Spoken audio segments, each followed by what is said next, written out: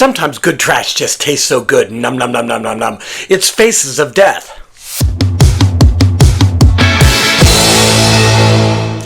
Welcome back to Glenn Hates Everything. I'm Glenn, and we're here today to talk about Faces of Death.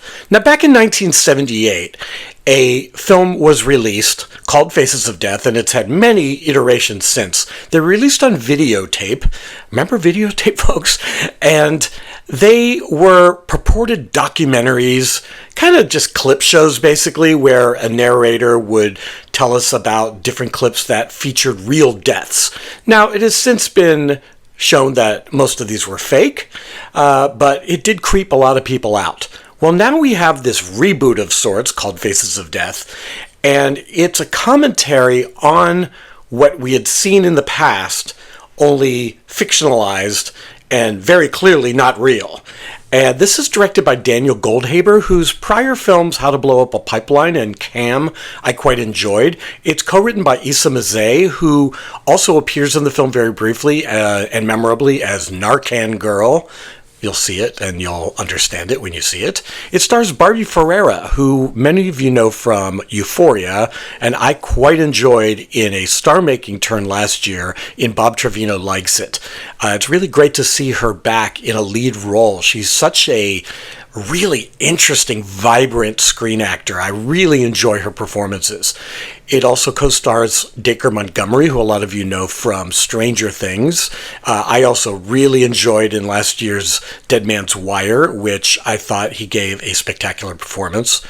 We also have some standouts here in Josie Toda, who really blew up for me in the film Other People and has given really cool performances ever since. We have Erin Holiday, who plays Barbie Ferreira's Margot's roommate.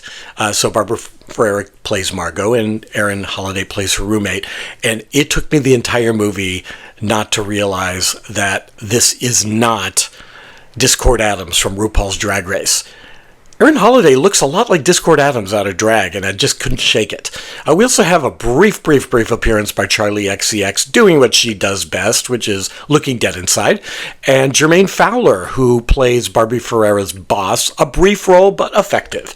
So what is this about?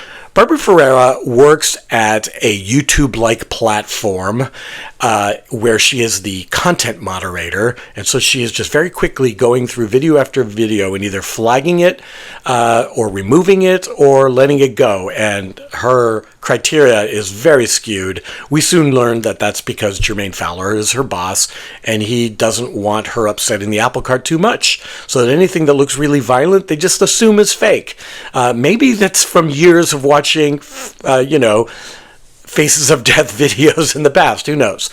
Dacre Montgomery, and this is not a spoiler, it's revealed right away, is a serial killer who is basing his kill settings off of the Faces of Death franchise. So he's trying to recreate them.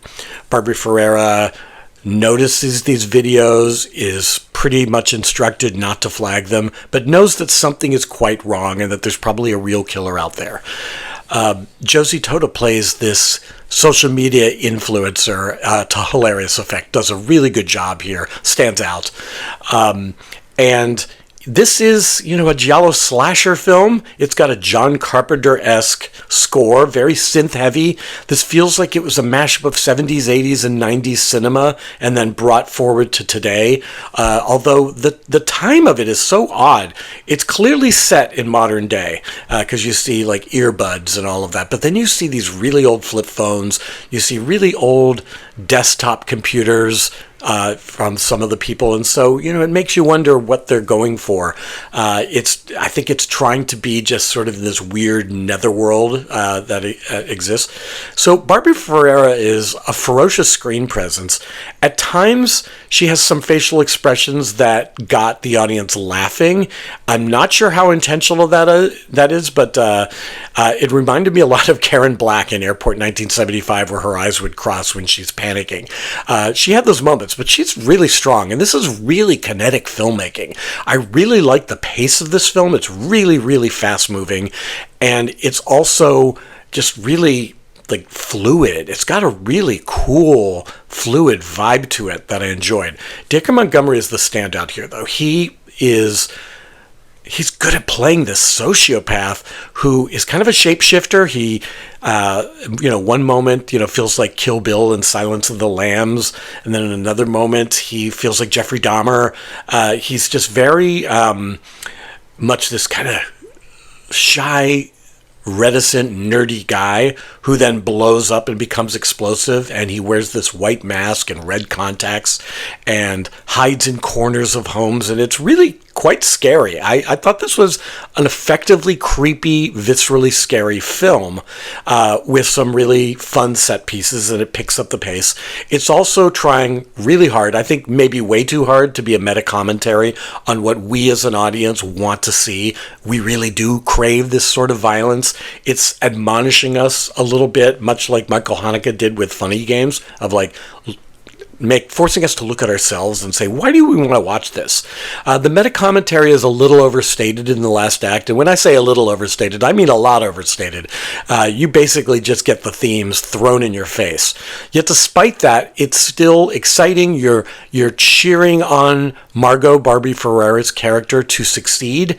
It's got plenty of really gross kills in it that are quite unpleasant to experience.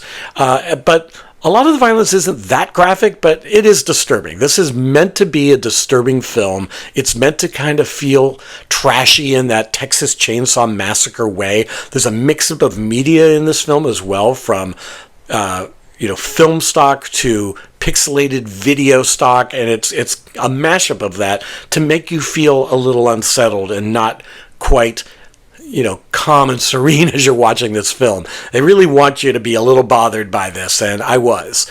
It really ultimately is a forgettable piece of trash, but I mean that in the best way. Trash is not hard. It's not easy to make, actually. It's difficult to get that tone right, and I think this film does a really good job of it. Now, I'm going to forget this film in a month, for sure.